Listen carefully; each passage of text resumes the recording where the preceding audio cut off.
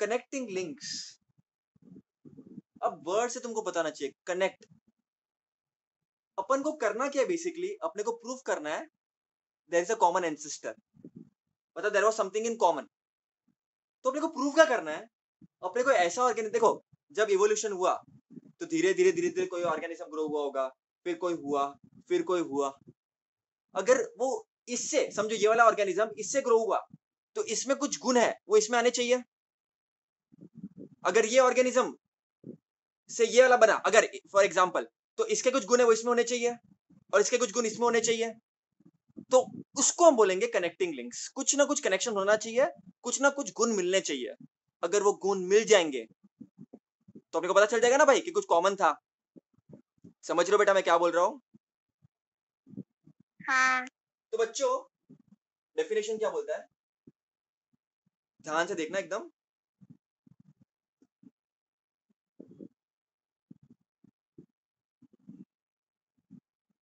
some plants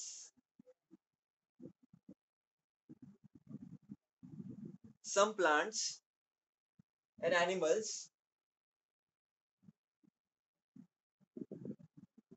show some morphological characters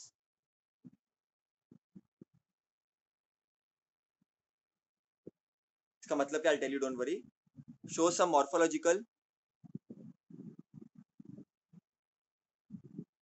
morphological characters by which they can be related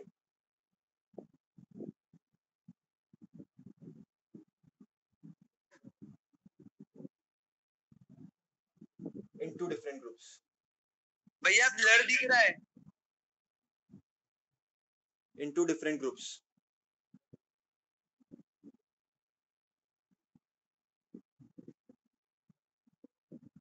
ये हो गया तुम्हारा definition. इसका मतलब क्या होता है, some plants and animals show morphological characters. morphology मतलब एक्सटर्नल स्ट्रक्चर, जिसके वजह से वो दो ग्रुप से कनेक्ट कर सकते हैं अपन उन जिनको। जैसे फॉर एग्जांपल यहां पर देखो, ये मैंने बनाया है अर्थवॉर्म, ये मैंने बनाया है कॉकरोच। अच्छा भैया ठीक है बनाया, वेरी गुड। अब हम क्या करें बच्चों, ये मैंने बनाया है पेरीपेटस।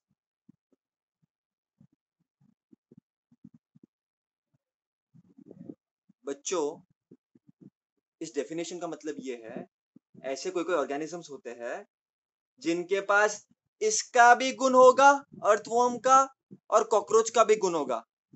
कहने का मतलब क्या है, इसके पास इसका भी गुण है, इसका भी गुण है, मतलब ये इससे भी रिलेटेड है और ये इससे भी रिलेटेड है।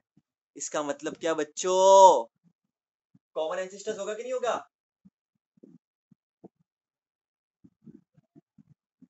हाँ। होगा कि नहीं होगा? जैसे फॉर एग्जांपल तीन दोस्त है, ठीक है, ये दोस्त है ना सबसे प्रभावित बहुत होता है, तो इसमें इसके भी गुण है, इसमें इसके भी गुण है, मतलब ये जो है ये इससे भी कनेक्टेड है, ये इससे भी कनेक्टेड है। So that is a definition. Some plants and animals, यहाँ पर तो हम एनिमल्स की बात कर रहे हैं, है ना, लोअर ऑर्गेनिजम्स की बात कर रहे हैं। Show some morphological characters by which they can be related into different groups.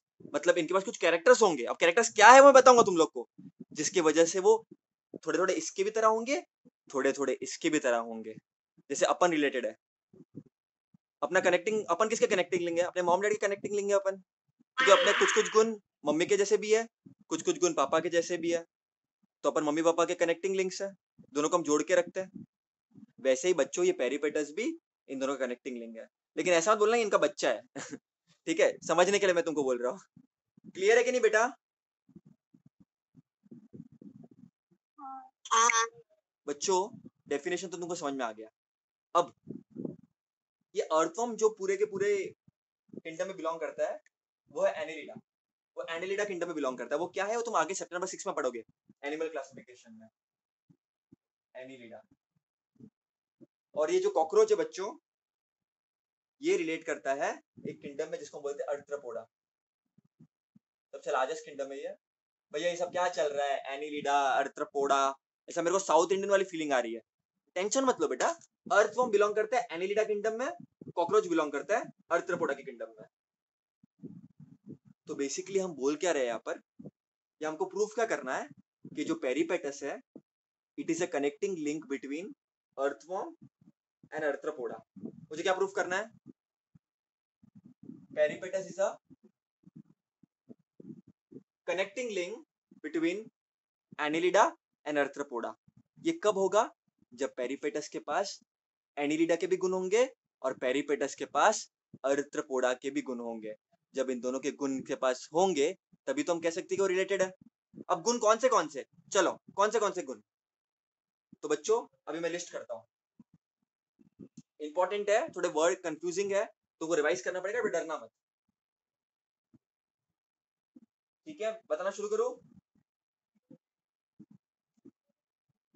हाँ। तो बच्चों पेरिपेटस में एनिलिडा की तरह अर्थवॉर्म को देखो बच्चों, अर्थवॉर्म को देखो, अर्थवॉर्म की बॉडी कैसी होती है, उनकी बॉडी में क्या होता है, सेगमेंट होते हैं।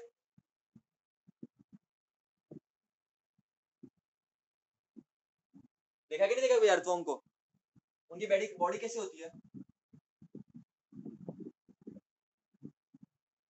सेगमेंट होते कि नहीं होते उनमें, देखे कि नहीं देखे कभी, उनकी बॉडी में सेगमेंट होता है कि नहीं होता बच्चों। हाँ। तो उनकी बॉडी कैसी होती है, segmented.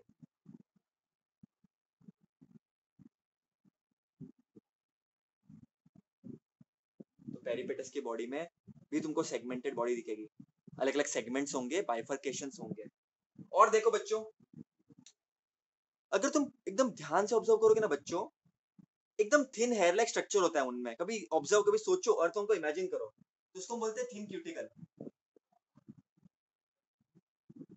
Cuticle is basically hair like structures, एकदम हेयर नहीं कह सकते, और सीधा स्ट्रक्चर्स होता है। और सबसे इंपॉर्टेंट चीज, पैरापोडिया लाइक, बच्चों अपन बोलते हैं ना पैर, अपने पैर, पैरा। तो बच्चों पेरिपेटस के पास पैरापोडिया मतलब चलने फिरने के लिए ऑर्गन्स होंगे, अर्थवॉर्म की तरह, एनिलिडा की तरह। यहाँ पर दिखाना थोड़ा मुश्किल है बट तुम समझ सकते हो, ऐसा कुछ कुछ इसका पैरापोडिया है तो इसके पास भी होगा।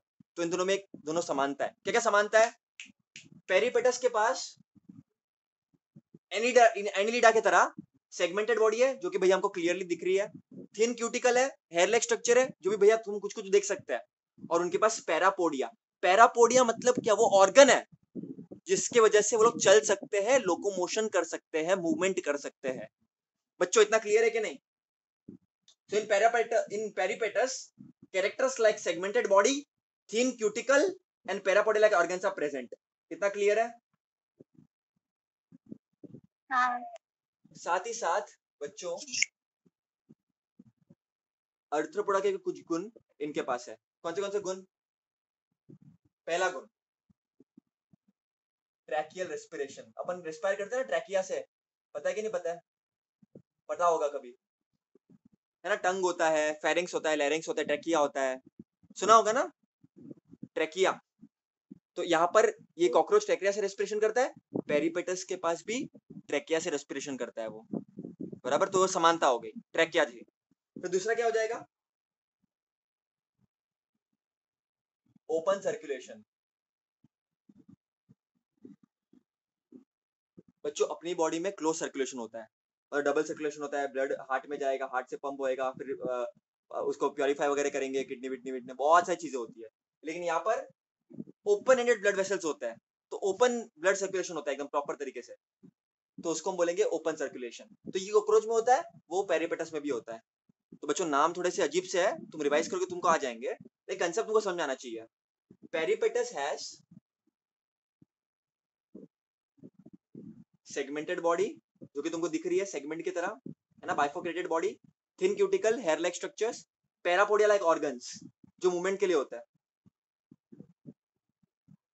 लोकोमोशन बोलते हैं जिसको अपन, प्रॉपर वर्ड तो लोकोमोशन ही आएगा।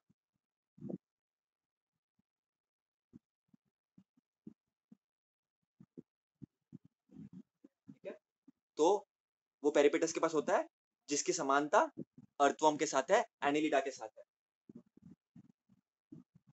साथ ही साथ पेरिपेटस के पास ट्रैकियल रेस्पिरेशन है, ट्रैकिया से रिस्पायर करता है वो कॉकरोच की तरह।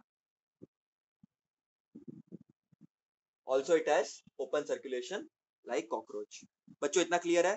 देखो मैं क्या बोल सकता हूँ, hence we can prove, what we can prove,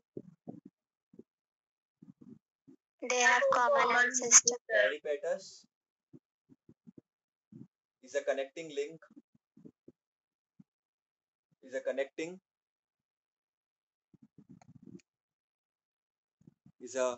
link between Annelida and Arthropoda। भैया हम अर्थोमर कॉकरोच क्यों नहीं बोल सकते? क्योंकि इनके पूरे किंगडम से इनकी समानता है, इनके पूरे किंगडम से इनकी समानता है। Arthropoda, Arthropoda, poda poda poda. So I hope clear है बच्चों इतना? सो इतना क्लियर है पहले? Peripatus has something similar to Annelida also and something similar to cockroach also. That means there is a connecting link. I hope बच्चों इतना clear है?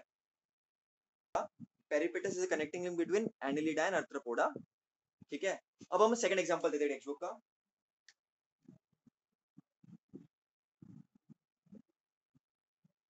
duck billed platypus, बहुत इंटरेस्टिंग है ये बच्चों। डक बिल्ड प्लेटेपस स्पीशीज है, स्पेलिंग बहुत बच्चों की रॉन्ग जाती है, प्रैक्टिस करना पड़ेगा, 5-6-10 बार लिखना पड़ेगा तुमको, वरना उम्मीद मत करना कि तुम्हारे मार्क्स तुमको मिलेंगे, क्योंकि स्पेलिंग में बहुत बच्चों के इधर मार्क्स जाता है। डक बिल प्लेटेपस रेप्टाइल्स की तरह भी दिखता है, थोड़ा थोड़ा कैरेक्टर्स, और थोड़े थोड़े कैरेक्टर्स उसके मैमल्स की तरह भी है, मैमल्स अपन। अच्छा भैया ठीक है, तो इसका मतलब मैं क्या बोल सकता हूँ कि duck bill platypus is a connecting link between reptiles and mammals. लेकिन भैया कौन से कैरेक्टर्स? तो बच्चों रेप्टाइल्स की तरह इट लेज एग्स, इट मतलब कौन? डक बिल प्लेटेपस रेप्टाइल्स की तरह एग ले करता है, बट मैमल्स की तरह क्या करते हैं भैया? वो मैमल्स की तरह इसके पास होते हैं प्रेजेंस ऑफ मेमोरी ग्लैंड्स, जिससे मिल्क बेबी पीता है, तुमको आगे भी आएगा, है ना? सो प्रेजेंस ऑफ मेमोरी ग्लैंड्स जिसकी वजह से मिल्क पीता है वो। एंड और क्या होता है मैमल्स के पास, जो डक बिल प्लेटिपस के पास है? Hairs, it has hairs. Okay, so बच्चों duck bill platypus is a connecting link between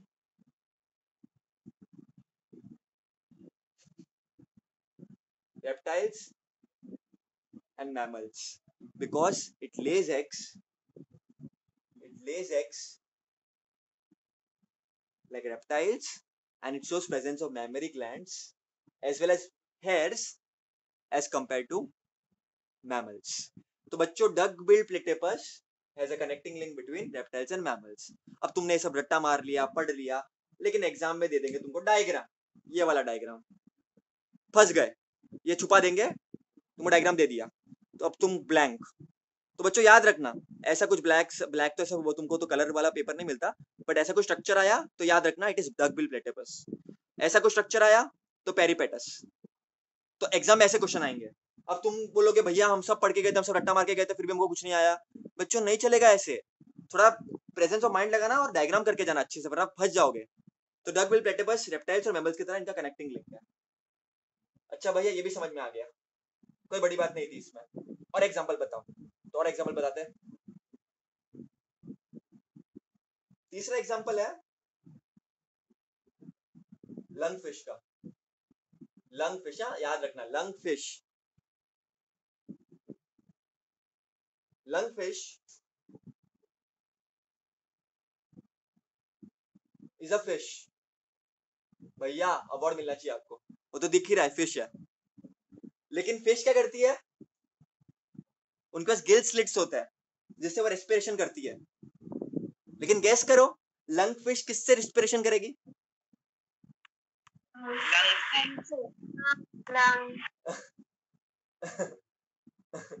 नाम से मालूम पड़ता है, it's very logical, performs respiration with lungs. तो ये लंग फिश का मालूम पड़ता है। तो बच्चों ये तो फिश है, तो गिल स्लिट से करना चाहिए, लंग से कर रहा है जो अपने पास है, मतलब कुछ ना कुछ तो समानता है या नहीं है? लंग से कर रहा है ये, ऐसे कोई ये सब कुछ कोइंसिडेंस तो नहीं हो सकता। बेटा म्यूट कर दो प्लीज, म्यूट कर दो, म्यूट कर दो। Fish is a fish but perform respiration with lungs, ठीक है। अब उस ये क्या इंडिकेट करती है, ये सब एग्जांपल क्या इंडिकेट करती है? It indicates mister AF. भैया ये क्या चल रहा है? इसका मतलब है मैमल्स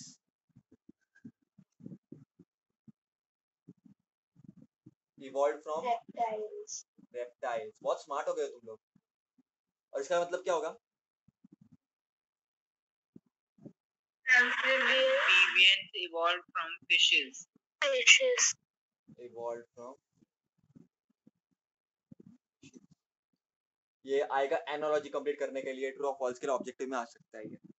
सो इसका मतलब ये होता है बच्चों, कैसे ये देखो, फिशेस कैसे होता है, पानी में रहता है। एम्फीबियंस कैसे होता है, पानी में भी रहता है लैंड में भी रहता है। तो विकास हुआ ना, तो पानी में रहने वालों से लैंड और पानी दोनों आ गया, तो विकास हो गया। जो भी विकास हो रहा है इसमें विकास हो रहा है। फिर रेप्टाइल्स, थोड़े मैमल से थोड़े लोअर है, तो अपन ने विकास किया। तो इवोल्यूशन जब होता है तो विकास भी हो सकता है, जरूरी नहीं कि हमेशा विकास ही हो। मैंने बताया था लास्ट टाइम, तो विकास हो रहा है भैया। Mister AF, mister AF, mister AF, ठीक है। Mammals evolve from reptiles and amphibians evolved from fishes.